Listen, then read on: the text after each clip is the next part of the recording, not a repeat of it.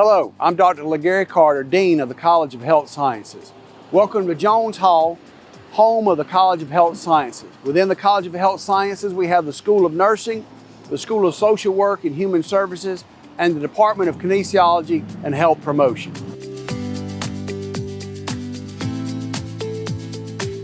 You're going to see a space that's set up for instruction. It has about 50 seats. We can expand that here and there depending on what we need. So here we have what we call a low fidelity sim mannequin.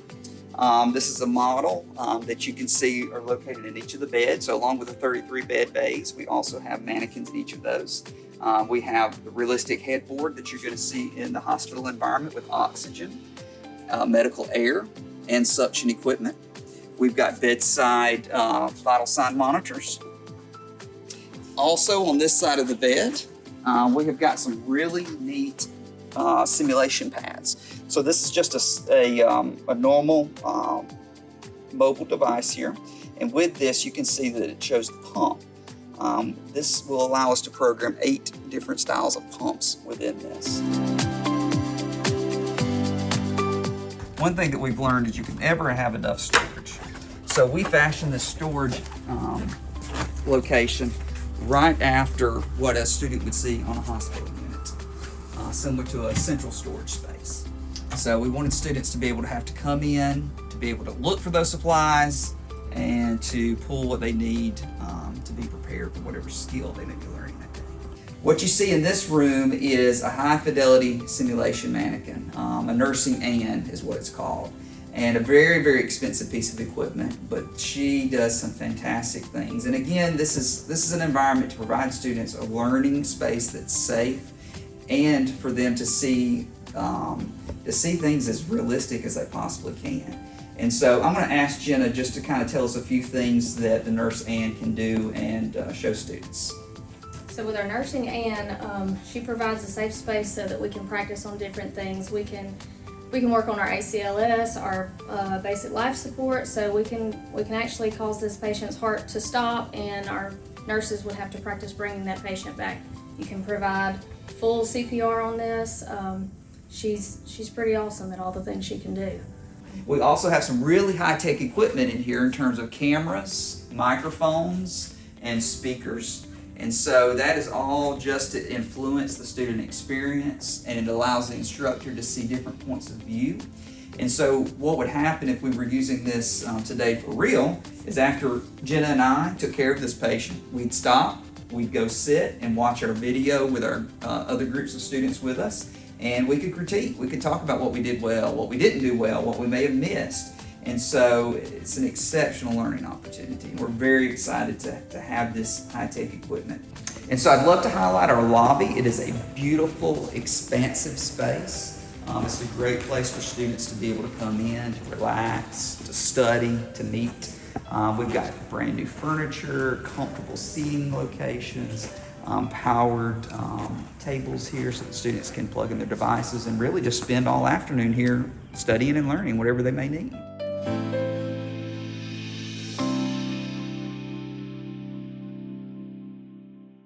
I'd like to tell you a little bit about our programs. We offer 6 different programs in coaching, exercise physiology, interprofessional health science, nutrition, athletic training, and sport pedagogy.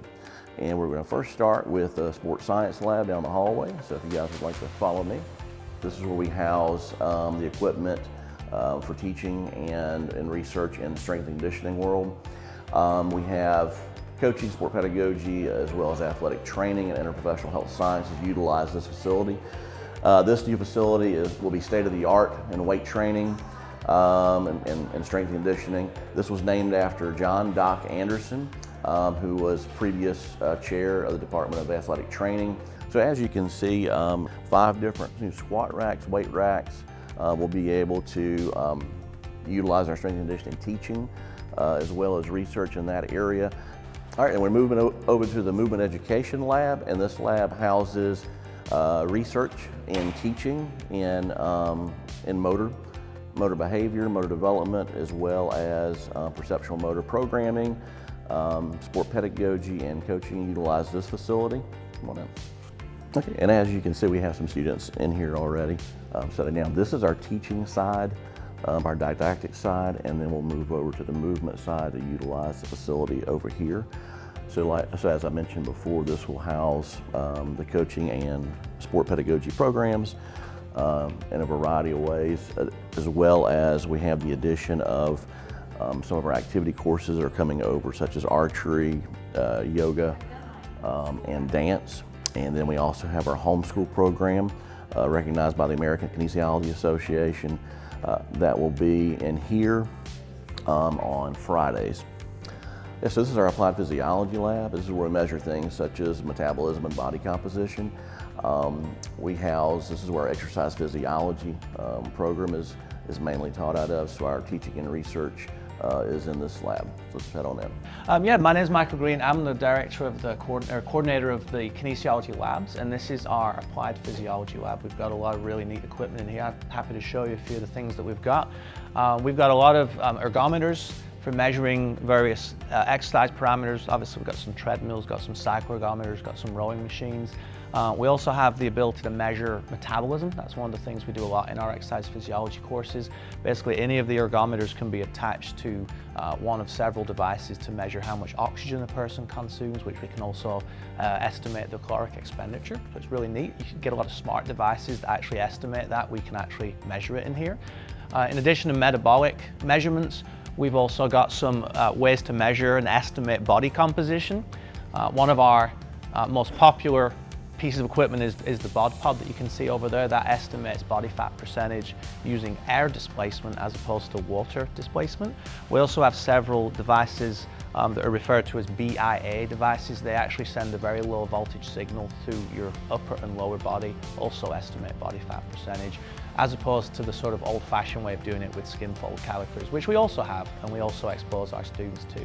This lab space is used for teaching groups of 15 to 20 students or even smaller. And then of course we also have faculty research projects that are going on in the space as well.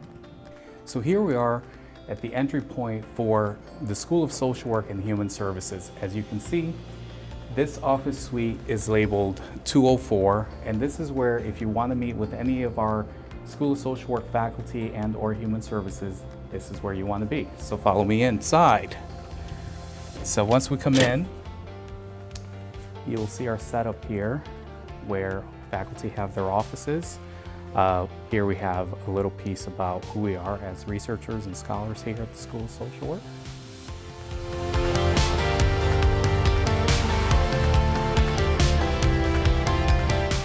On behalf of the College of Health Sciences, thank you for stopping by. I welcome you to come back and take a tour of the facility and talk to faculty whenever you wish. Thanks again for your time. Thank you for visiting us, and we hope to see you again soon.